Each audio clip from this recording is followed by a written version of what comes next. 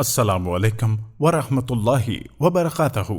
ناظرین، آج کی ہماری ویڈیو کا موضوع ہے حضرت یوسف علیہ السلام زندان سے کیسے آزاد ہوئے۔ سب سے پہلے ہم آپ کو اپنے یوٹیوب چینل پر خوش آمدید کہتے ہیں اور امید کرتے ہیں کہ اس سے آپ کے دینی علم میں اضافہ ہوگا۔ معزز ناظرین، اس سے پچھلی ویڈیو میں ہم نے حضرت یوسف علیہ السلام کی زندگی کی داستان کے بارے میں تذکرہ کیا تھا۔ آج کی ویڈیو میں ہم یہ جانیں گے کہ حضرت یوسف علیہ السلام نے کیسے قحط سالی سے لوگوں کو بچایا۔ جب حضرت یوسف علیہ السلام کو زندان میں قید کر دیا گیا تو اسی اثنا میں وقت کے فرعون نے ایک خواب دیکھا۔ 7 دبلی گائیں موٹی گاؤں کو نکل گئیں اور 7 سرسبز و شاداب بالیوں نے 7 خشک بالیوں کو کھا لیا ہے۔ بادشاہ صبح اٹھا تو پریشان تھا اور اس عجیب و غریب خواب کو اپنے مشیروں سے بیان کرنے لگا۔ درباری بھی اس کو سن کر فکر اور تردد میں پڑ گئے۔ جب حل نہ کر سکے تو کہنے لگے، بادشاہ، یہ خواب نہیں بلکہ پریشان خیال ہے جن کا کوئی خاص مطلب نہیں ہوتا۔ ہم سچے خواب کی تعبیر دے سکتے ہیں لیکن پریشان خیالات حل نہیں کر سکتے۔ بادشاہ کو اس سے اطمینان نہ ہوا۔ اسی وقت ساقی کو اپنا خواب اور حضرت یوسف علیہ السلام کی تعبیر کا واقعہ یاد آ گیا۔ اس نے بادشاہ کی خدمت میں عرض کی کہ اگر کچھ مہلت دیں تو میں اس کی تعبیر لا سکتا ہوں۔ یہ کہہ کر ساقی قید خانے پہنچا اور حضرت یوسف علیہ السلام کو بادشاہ کا خواب سنایا اور کہنے لگا کہ اس میں کوئی شک نہیں، آپ کے خواب میں سچائی ہوتی ہے۔ پیارے دوستو، حضرت یوسف علیہ السلام کا کمال اور صبر و استقلال کا اندازہ کیجئے کہ ساقی کو نہ ملامت کی کہ وہ اتنے عرصے تک بھولا رہا اور نہ ہی یہ سوچا کہ جن ظالموں نے مجھ کو بے قصور زندان میں ڈالا ہے اگر وہ تباہ ہو جائیں گے تو انہیں ان کی سزا مل جائے گی۔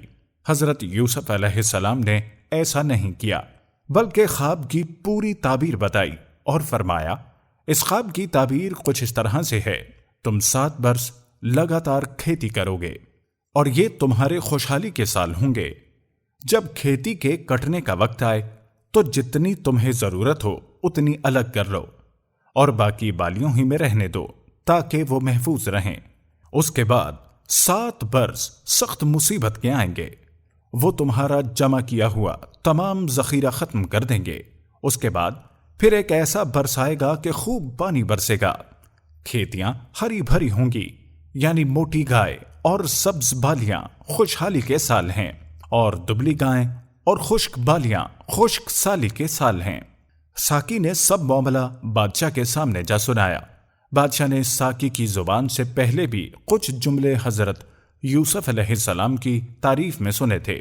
تعبیر اور خواب کا معاملہ دیکھ کر وہ مشتاق بن گیا کہ ایسے شخص کو میرے پاس لاؤ۔ جب بادشاہ کا پیغام حضرت یوسف علیہ السلام کے پاس پہنچا تو آپ نے زندان سے باہر آنے سے انکار کر دیا اور فرمایا، اس طرح تو میں جانے کو تیار نہیں ہوں۔ تم اپنے آقا سے کہو کہ وہ تحقیق کرے کہ ان عورتوں کا معاملہ کیا تھا جنہوں نے اپنے ہاتھ کاٹ لیے تھے۔ حضرت یوسف علیہ السلام خانوادہ نبوت سے ہیں اور انہوں نے سوچا اگر میں بادشاہ کی مہربانی پر رہا ہو گیا تو یہ بادشاہ کا رحم و کرم سمجھا جائے گا، اس سے دعوت و تبلیغ کے اس اہم مقصد کو بھی نقصان پہنچے گا۔ جب بادشاہ نے یہ سنا تو عورتوں کو بلوایا اور ان سے کہا، صحیح صحیح بتاؤ اس معاملے کی اصل حقیقت کیا ہے۔ مجمع میں عزیز کی بیوی بھی موجود تھی۔ جب اس نے دیکھا کہ حضرت یوسف علیہ السلام کی خواہش ہے کہ حقیقت حال سامنے آ جائے تو وہ بے اختیار بول اٹھیں کہ وہ میں ہی تھی جس نے حضرت یوسف علیہ السلام پر ٹورے ڈالے۔ بلا شبہ وہ اپنے قول میں صادق ہیں۔ اللہ تعالیٰ نے حضرت یوسف علیہ السلام کی عصمت کی شہادت دلا کر حقیقت آشکار کر دی اور شاہی دربار میں اب حق ظاہر ہو گیا۔ یہ اللہ کا فضل ہے، جس کو چاہتا ہے عطا کرتا ہے، بے شک اللہ تعالیٰ بڑے فضل والا ہے۔ جب بادشاہ کو ساری صورتحال معلوم ہوئی تو اس کے دل میں حضرت یوسف علیہ السلام کا رتبہ اور مقام بہت زیادہ بلند ہو گیا۔ اور پھر جب حضرت یوسف علیہ السلام بادشاہ کے دربار میں تشریف لائے تو بادشاہ نے کہا، میرے خواب میں جس خشک سالی کا ذکر ہے اس کے متعلق مجھے کیا تدبیر کرنی چاہیے؟ یوسف علیہ السلام نے کہا کہ تمام خزانوں پر آپ مجھے اختیار کیجئے کہ میں کر سکتا ہوں۔ چنانچہ بادشاہ نے ایسا ہی کیا اور حضرت یوسف علیہ السلام کو اپنے تمام مملکت کا امین اور کفیل بنا دیا اور تمام امور ان کے حوالے کر دیے۔ حضرت یوسف علیہ السلام نے 7 برسوں کے کھانے کی چیزیں جو سرزمین مصر میں تھی جمع کی اور انہوں نے ان کھانے کی چیزوں کو بستیوں میں ذخیرہ کیا۔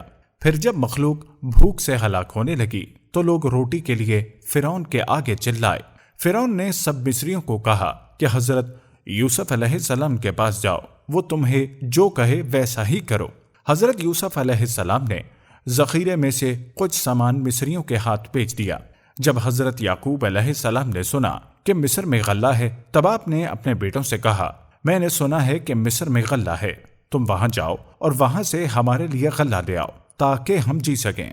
معزز ناظرین، اللہ کی قدرت دیکھیے کہ برادران حضرت یوسف کا یہ قافلہ اسی بھائی سے غلہ لینے چلا ہے جس کو اپنے خیال میں کسی مصری گھرانے کا معمولی اور گمنام غلام بنا چکے تھے۔ وہ کل کا غلام آج مصر کے تخت و تاج کا مالک و مختار ہے۔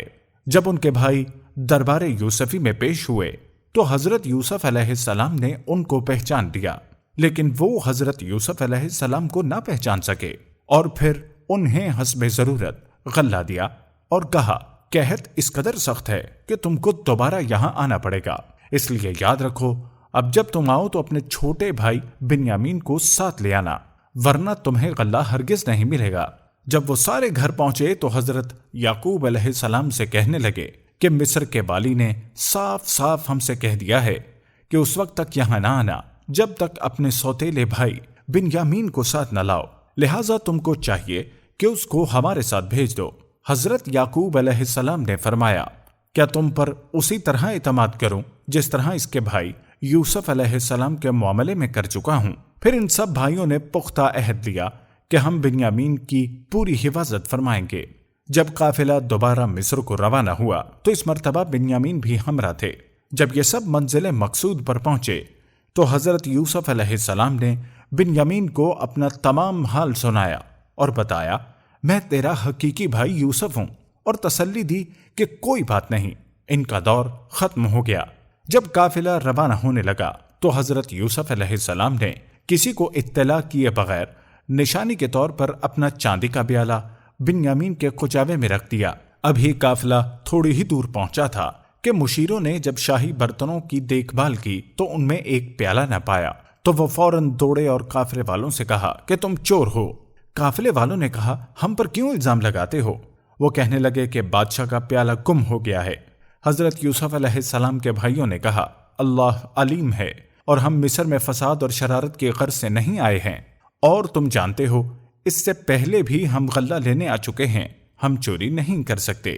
سپاہیوں نے پوچھا، جس کے پاس چوری کا سامان نکلے اس کی سزا کیا ہونی چاہیے؟ تو سب نے کہا، وہ تمہارے حوالے کر دیا جائے گا۔